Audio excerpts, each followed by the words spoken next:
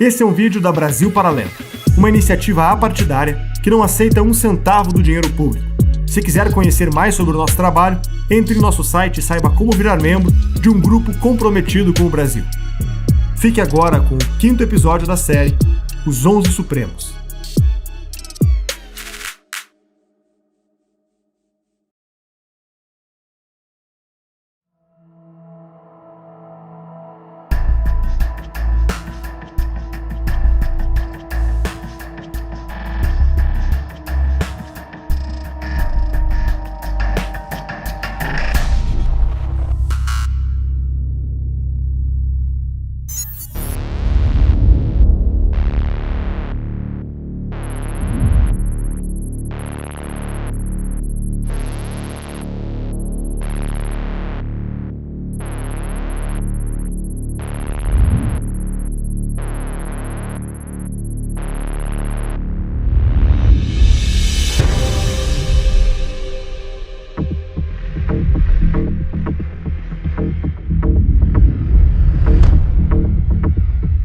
Carmen Lúcia completou o curso de Direito na PUC de Minas Gerais, onde tornou-se professora.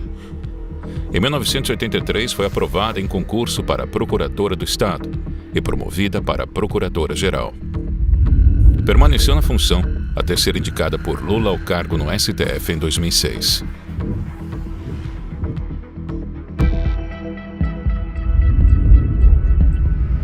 Depois de alguns anos conhecendo o ambiente e ganhando experiência como juíza do Supremo, processos do mensalão chegavam à sua mesa.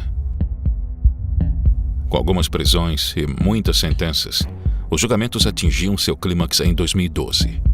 Os olhos da nação estavam voltados para as notícias diárias sobre as condenações. O povo assistia ao vivo aos longos julgamentos, muitas vezes mal compreendidos em razão da linguagem complexa e dos jargões jurídicos. Me causa espécie, Vossa Excelência, se pronunciar pelo desmembramento do processo, quando poderia tê-lo feito há 6 ou 8 meses. O Supremo Tribunal Federal retomou hoje o julgamento dos chamados embargos infringentes e a maioria dos ministros decidiu absolver do crime de formação de quadrilha réus do processo conhecido como mensalão. Em votação apertada, os ministros Luiz Roberto Barroso, Rosa Weber, Dias Toffoli, Ricardo Lewandowski, Teori Savvatsky e Carmen Lúcia decidiram pela absolvição dos réus. Segundo a interpretação desses ministros, apesar de os 8 terem cometido crimes em conjunto, não formaram uma associação criminosa com o objetivo específico de cometer crimes. Para que se caracterize a quadrilha, a meu ver, é preciso que haja a reunião dos elementos do tipo, ou seja, associa-se para a prática de crimes. O que nós tivemos neste caso comprovado? Que pessoas que chegaram a cargos de poder praticou um ato contrário à lei penal e por isso ele está respondendo no outro item da denúncia, no outro item do julgamento e não, portanto, acumulando-se esta como se tivesse chegado ao poder para este cometimento de crime. Foram inocentados o ex-ministro da Casa Civil, José Dirceu, o ex-tesoureiro do PT, Delúbio Soares, o ex-presidente do PT, José Genuíno, e outros 5 condenados no mensalão, entre eles, ex-dirigentes do Banco Rural e pessoas ligadas a Marcos Valério.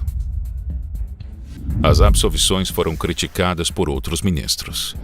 Esta é uma tarde triste para esse Supremo Tribunal Federal, porque com argumentos pífios foi, como eu disse, jogada por terra, extirpada do mundo jurídico, uma decisão plenária sólida, extremamente bem fundamentada, que foi aquela tomada por esse plenário no segundo semestre de 2012. Em 2015, Carmen Lúcia deu voto decisivo em favor da prisão do senador Delcídio do Amaral, o então líder do governo de Dilma Rousseff na época de sua prisão. Foi a primeira vez na história do país em que um senador em exercício foi preso.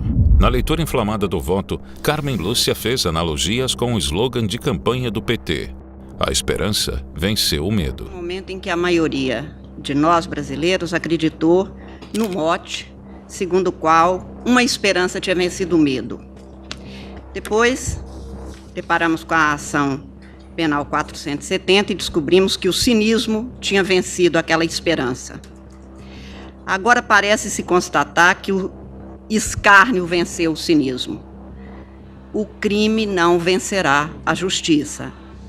Aviso aos navegantes dessas águas turvas de corrupção e das iniquidades: criminosos não passarão sobre a Constituição do Brasil. 27 de outubro de 2002. Se Deus quiser, esse dia entrará para a história do nosso país como o dia em que a esperança venceu. Depois de ter alegado um compromisso contra a corrupção, votou a favor da prisão para condenados em segunda instância. E em 2018, votou contra o habeas corpus para soltar Lula. A presidente do Supremo Tribunal Federal, ministra Carmen Lúcia, afirmou que usar o caso do ex-presidente Lula para mudar o cumprimento de pena depois da condenação em segunda instância seria apequenar a corte. Depois de negar o pedido de Lula, a residência de Carmen Lúcia em Belo Horizonte foi vandalizada por um grupo de membros do MST.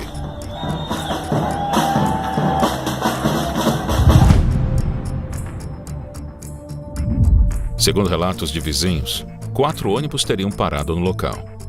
Pessoas mascaradas desceram dos veículos e jogaram a tinta no edifício. Em uma de suas redes sociais, o Movimento dos Trabalhadores Rurais Sem Terra, MST, assumiu a autoria do ataque em conjunto com o Levante Popular da Juventude. No post, o movimento disse que cerca de 450 integrantes chegaram por volta das 16h20 em frente ao prédio da ministra. No texto, ele descreve que foram atiradas bombas de tintas e feitas pichações nos muros e calçadas do prédio, onde a golpista reside numa cobertura. Posteriormente, o MST negou a autoria. O motivo do vandalismo foi o voto contra o habeas corpus do ex-presidente e ex-presidiário Luiz Inácio. Somente 2 integrantes do MST foram presos pelo ocorrido. A Polícia Militar informou que prendeu 2 suspeitos de envolvimento na pichação do prédio onde a ministra Carmen Lúcia tem um apartamento em Belo Horizonte. Os 2 estavam em um ônibus do MST. A polícia também apreendeu 4 facões, 2 facas e 6 porretes de madeira. Apesar de seu voto, Lula seria solto no ano seguinte por uma decisão do Supremo. O ex-presidente Lula está saindo agora, depois da decisão do STF. Ele deixa agora a cela da carceragem da Polícia Federal em Curitiba. Decisão polêmica ontem à noite do Supremo Tribunal Federal, uma decisão inclusive apertada, desempate que foi feito pelo presidente do STF, o Dias Toffoli, que permitiu a soltura de presos após a condenação em segunda instância. A presidente do Supremo Tribunal Federal, ministra Carmen Lúcia, assumiu hoje a presidência da República. Ela vai ficar no cargo por pouco mais de 24 horas. Na questão dos inquéritos das fake news e dos supostos ataques ao Supremo Tribunal Federal, a ministra votou a favor da continuidade e expansão das investigações. Liberdade rima juridicamente com responsabilidade, mas não rima juridicamente com criminalidade, menos ainda com impunidade de atos criminosos ou que podem vir a ser investigados e sobre eles concluídos, cuidar-se de atos criminosos. A ministra Carmen Lúcia do Supremo Tribunal Federal votou contra a concessão de habeas corpus para o ministro da Educação, Abraham Weintraub, no inquérito das fake news. Weintraub passou a ser investigado no inquérito porque, na reunião ministerial do dia 22 de abril, disse, abre aspas, eu, por mim, botava esses vagabundos todos na cadeia, começando no STF. Fecha aspas. Começando no STF. Eu agradeço por ter sido convidada, professor Rodrigo, por um tema que me é tão caro como é o da liberdade de expressão. E no dia de hoje, 3 de maio, lamento a informação inicial que foi aqui trazida pelo Dr. Rodrigo, de ter havido agressão a jornalistas num dia tão significativo para a imprensa como é o dia de hoje. É inaceitável, é inexplicável que ainda tenhamos cidadãos que não entenderam que o papel de um profissional da imprensa é o papel que garante a cada um de nós poder ser livre.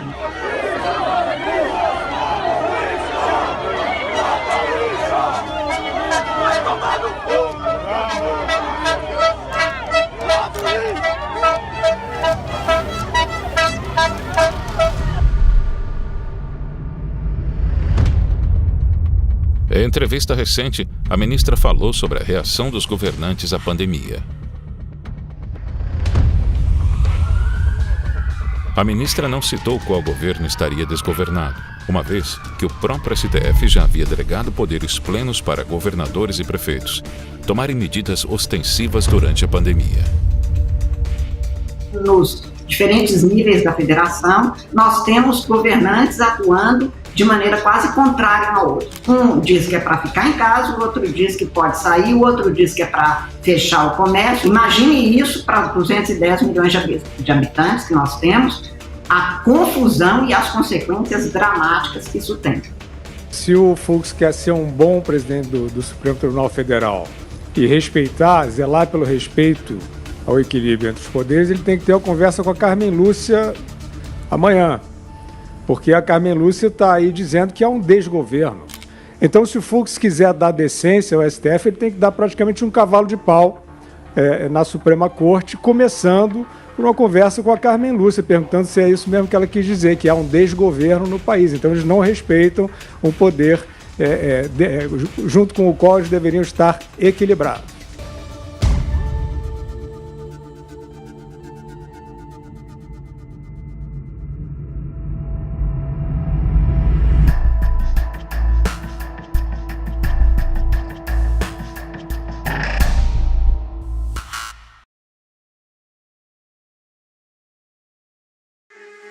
Esse é um vídeo da Brasil Paralelo, uma iniciativa apartidária que não aceita um centavo do dinheiro público.